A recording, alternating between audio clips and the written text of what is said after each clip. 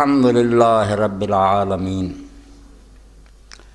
والصلاة والسلام علی سیدنا و نبینا محمد وآلہ وصحبہ اجمعین اما بعد فاعوذ باللہ من الشیطان الرجیم بسم اللہ الرحمن الرحیم ما کان لبشر ان یؤتیہ اللہ الکتاب والحکم والنبوۃ ثم یقول للناس کونوا عبادا لی من دون اللہ ولیکن کونوا ربانیین بما کنتم تعلمون الکتاب وبما کنتم تدرسون۔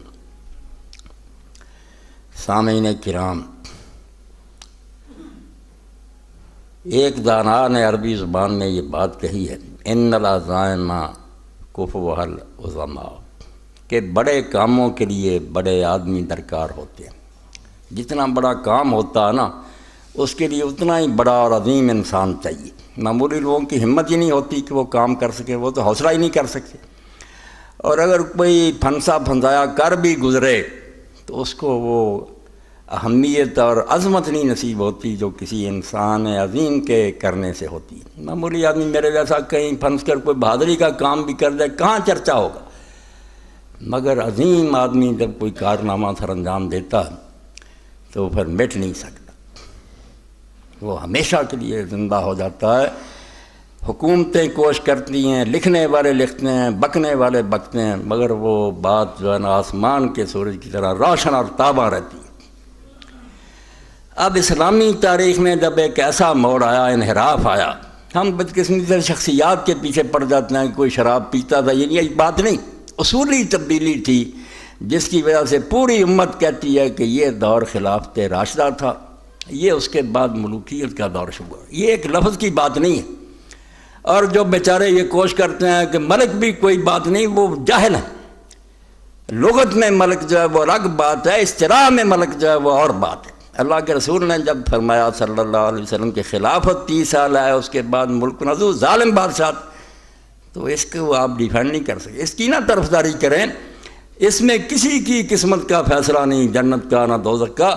دیکھنا یہ ہے کہ تبدیلی کیا ہو جس کی وجہ سے اللہ کے رسول علیہ السلام نے فرمایا یہاں تک جو نظام ہوگا والا منہاج النبوۃ، نبی علیہ السلام کے طریقہ پر ہوگا۔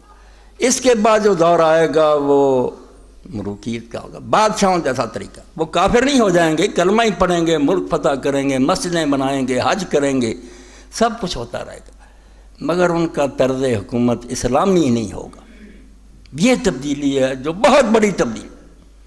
آپ یقین جانیں، میں نے جو قرآن و سنت پڑھا اور علماء کی کتابیں، میں سمجھتا ہوں یہ دین کی بنیاد کی تبدیلی، چھوٹا جرم نہیں ہے، بالکل دین بدل گیا۔ اب جن لوگوں کی نگاہ میں اسلام ایک مذہب ہے کہ نماز ہے، روزہ ہے، حج اور زکوٰۃ ہے، وہ بیچارے کیا سمجھیں کہ دین میں کیا تبدیلی۔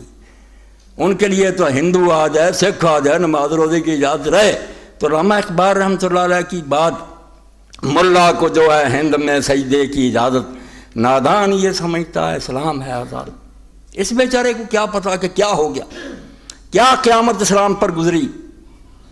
30 سال کے بعد جو دور شروع ہوا اس میں کیا تبدیلی ہوئی جس کی وجہ سے ایک عظیم آدمی کی ضرورت پڑی کہ بڑا آدمی اٹھے جو امت میں محترم ہو، لوگ اس کا ادب کرتے ہوں، لوگ جانتے ہوں کہ یہ کون ہے۔ تو اس تبدیلی کا مقابلہ کرنے کے لیے جو شخص اٹھا، ٹھیک ہے وہ جانتا تھا کہ اس کو میں بدل نہیں سکتا، جس پٹری پر یہ گاڑی چل پڑی ہے میں زبردست انجن کے سامنے کھڑا ہو جاؤں گا تو کچلا ہی جاؤں گا۔ اس نے اپنے باپ کا انجام بھی دیکھا تھا کہ جب وہ پوری سلطنت کا مالک تھا، مسلمانوں کا متفقہ خلیفہ تھا، اس وقت صرف ایک صوبے نے بغاوت کر کے اس کو اپنی چالاکیوں سے ناکام کر دیا۔ آخر میں وہ روتا ہوا دنیا سے گیا حضرت علی علیہ السلام، اور حضرت حسن بے بس ہو گئے۔ ان کے ساتھیوں کو رشوت دے کر، لالچ دے کر غدار بنا دیا گیا۔ انہیں پتہ چل گیا کہ سارے میرے دشمن ہیں، یہ مجھے گرفتار کرانا چاہتے ہیں، کوئی میرے سے پاس آ رہا ہے، وہ بھی چھوڑ کر مدینہ چلے گئے۔ اب حسین رضی اللہ کو 20 سال کے شکنجے کے بعد کون آدمی ملنے تھے جو اس کو بدل سکتے؟ بدلنے کی بات نہیں تھی، مگر یہ اختلافی نوٹ، احتجاج، یہ سب کچھ غیر اسلامی ہو رہا ہے، یہ اسلام نہیں ہے۔ مسلمان جو ہیں جو کر رہے ہیں یہ ان کا عمل ہے، یہ امر المسلمین ہے، اسلام نہیں، جو اللہ رسول نے بتایا وہ نہیں۔ اور اس جہاد کا یہ نتیجہ ہے کہ اب ساری دنیا اسلام، وہ اہل الحدیث ہوں، اہل فقہ ہوں، شیعہ ہوں، سب متفق ہے۔ کہ حضرت معاویہ رضی اللہ عنہ سے جو طرز حکومت شروع ہوا وہ مثالی اسلامی حکومت نہیں ہے، وہ اسلام کا نمونہ نہیں، مسلمان بادشاہوں کا طریقہ، خزانے بڑھے گئے، محل بنے، مسجدیں بنی، سب کچھ ہوتا رہا، مگر دین کی روح جو تھی وہ ختم ہو گئی۔ دین کی روح کیا؟ لا الہ الا اللہ۔ لا الہ الا اللہ کیا؟ جس کے بارے میں علامہ اقبال فرماتے ہیں بہر حق در خاک خوں غلطی داس بس میں لا الہ الا گردی داس، کہ حضرت حسین رضی اللہ عنہ کو جو لوگوں نے کہا کہ وہ لا الہ الا اللہ کی بنیاد بن گیا، کیوں؟ لا الہ تو پہلے بھی پڑھتے تھے، وہ لوگ بھی پڑھتے تھے، نمازیں پڑھ رہے تھے، جماعتیں ہو رہی تھیں۔ لا الہ الا اللہ کی حقیقت کیا ہے کہ کوئی انسان دوسرے انسان کو اپنا غلام نہیں بنا سکتا۔ ترجمہ یہ ہے جو ہے نا قبروں کو نہ پوجو مد نہ منگو، یہ توحید کا بہت چھوٹا سا حصہ ہے۔ اور میں نے سید ابوبکر غزنوی رحمۃ اللہ علیہ سے سنا، وہ ماموں کانن کے جلسہ میں خطاب کر رہے تھے، انہوں نے کہا حدیثوں تمہاری بس توحید جو ہے وہ مردوں سے متعلق ہے کہ مردے مدد نہیں کرتے۔ آپ جانتے ہیں کہ مردے ہمارا کیا بگاڑ سکتے ہیں؟ وہ تو بیوقوف لوگ پوچھتے ہیں۔ یہ زندہ خداؤں کو تم چیلنج کرتے ہو جن کے پاس جیلیں ہیں، پھانسیاں، کڑیاں، کوڑے ہیں، ان کی کبھی بات نہیں کرتے۔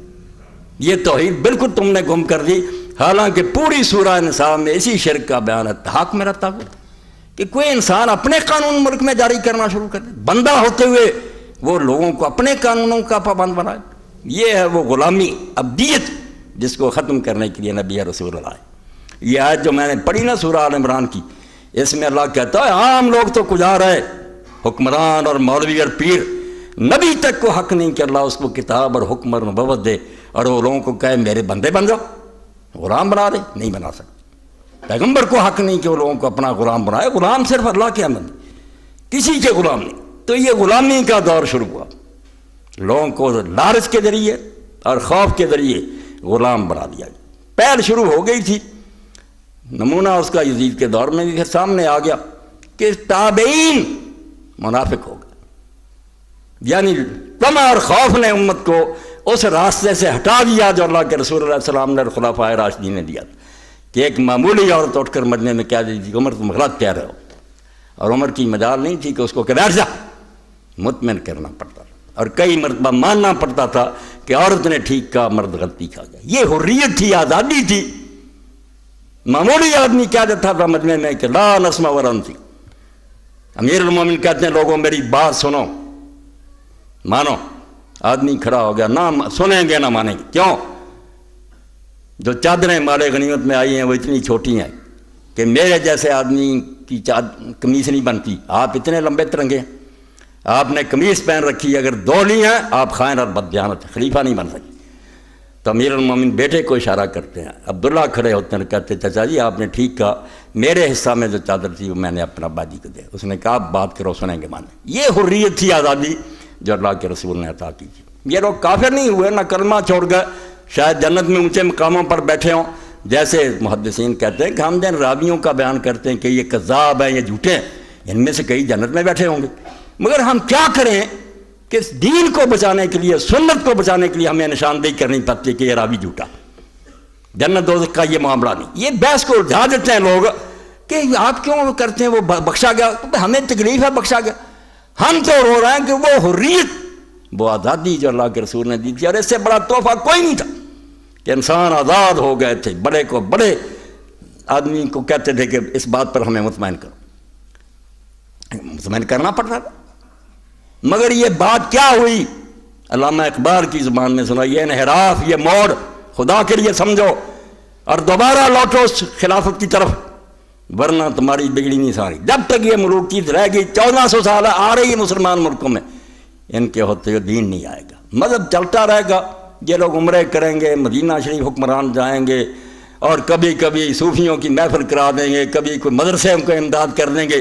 یہ ڈھونگ ہمیشہ ملوک مچاتے رہیں، ایسا کرتے رہیں کہ لوگ بیوقوف بنے رہیں، مگر اصل دین جو ہے نا کہ امت آزاد ہو، سب مساوی ہوں، اسی کٹہرے میں کھڑا ہوں، اسی میں صدر مملکت کھڑا، اور قاضی فیصلہ کرے کہ یہ حق پر ہے اور آپ حکمران غلط۔ یہ آزادی تھی جو اللہ کے رسول نے دی، مگر یہ چھین لی نا۔ کیوں خلافت رشتہ از قرآن کو سیخ، حریت را زہر اندر کام۔ آپ کس کو رو رہے ہیں کہ حضرت معاویہ رضی؟ یہ تو بات ہی نہیں۔ بات تو ہے کہ جو عقیدہ توحید رسول نے دیا تھا کہ لوگ کسی کے غلام نہیں ہیں، صرف اللہ کے غلام ہیں، جو حکمران ہے وہ ان سے بڑھ کر اللہ کا غلام ہے۔ یہ اگر حکم کی نافرمانی بھی کریں یا دین کی اطاعت میں کوتاہی کریں، کوئی